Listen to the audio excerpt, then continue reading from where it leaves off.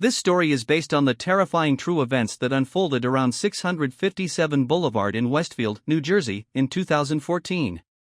Names and some details have been changed for narrative purposes, but the core elements, the letters, the obsession, and the psychological terror, are true to the real events. The house wasn't just a structure of brick and oak, it was a new beginning. For Nora and David Brannock, 657 Boulevard was the culmination of a decade of hard work. It was a magnificent 1905 Dutch colonial home, nestled among lush lawns in an affluent, quiet neighborhood. It had 6 bedrooms, high ceilings, and a history that felt solid beneath their feet. They bought the house on a Tuesday in June. By Thursday, the dream began to unravel. David was alone in the house, stripping old wallpaper in the dining room, when the mail arrived. Among the junk flyers and utility transfer notices was a thick, white envelope. There was no return address. The handwriting was shaky, perhaps that of an elderly person, written in black ink.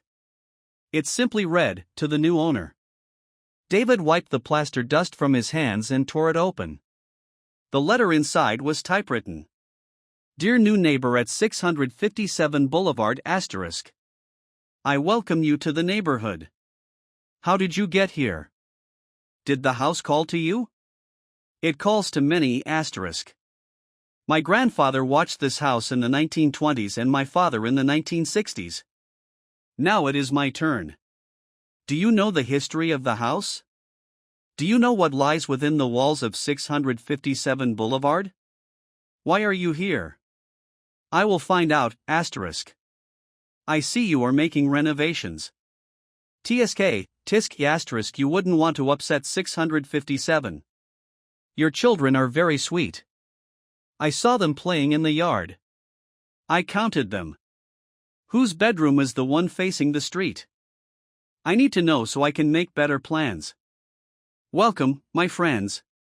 Let the party begin. The Watcher. David read it twice. A cold shiver ran down the back of his neck. It had to be a joke. Some jealous neighbor upset about the sale price, or kids playing a prank. But the tone wasn't childish. It was possessive. It was calm. That evening he showed it to Nora. She initially laughed it off, but her laughter faded when she reread the line about her children. I have counted them. They went to the police. The officer was sympathetic but also pragmatic. He said it was creepy, but not yet a direct threat of violence. It was harassment. Keep your eyes open. They hadn't even moved into the house yet. At night the house stood empty, a magnificent stage awaiting its performers. 2 weeks later, a second letter arrived. It was addressed to Nora. It had been slipped into the mailbox late Saturday night. This time, the tone had shifted from welcoming to demanding. Welcome again to your new home at 657 Boulevard *. The workmen have been busy. I see you're tearing down the walls on the first floor. The house doesn't like it. The house is crying *. I see you haven't moved in yet. Are you afraid? You should be. I pass by here several times a day. 657 is my work, my life, my passion. And now, you too, *.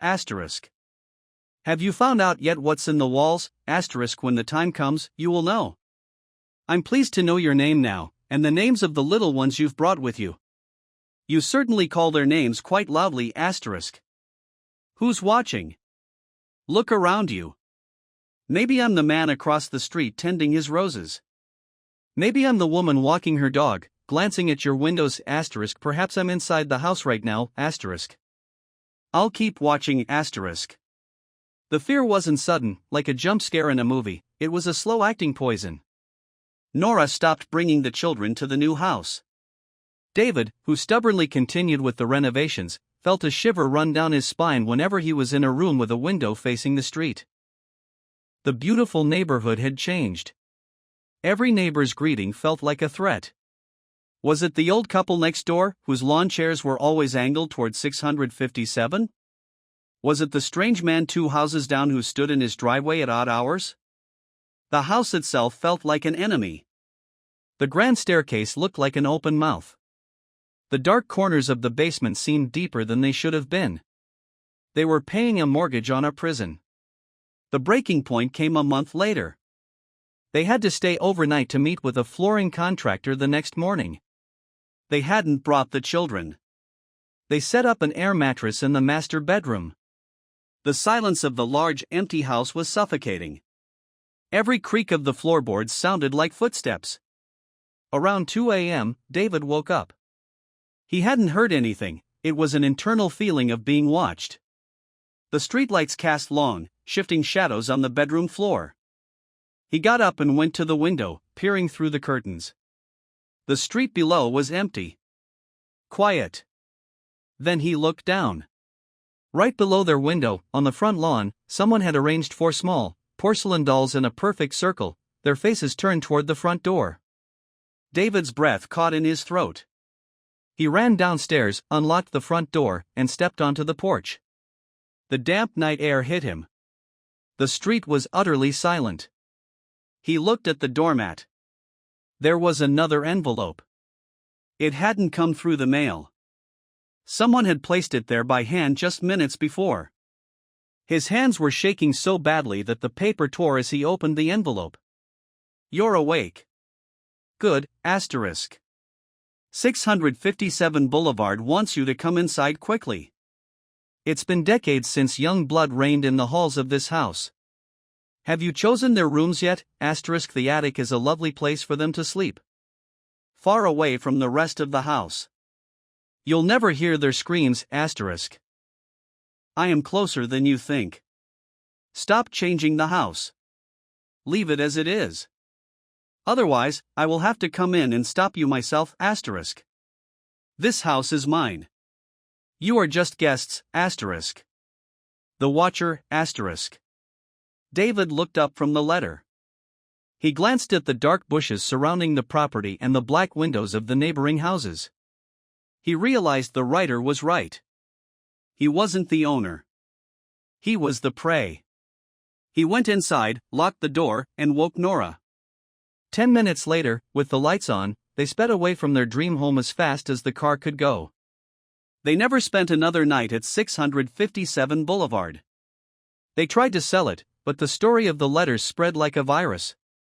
The house sat empty for years, a beautiful, decaying monument to fear. Even today, people sometimes drive past the house. It's occupied again now, by some brave new people who bought it for a steal. But the neighbors still whisper. They wonder if the new owners ever hear footsteps in the attic.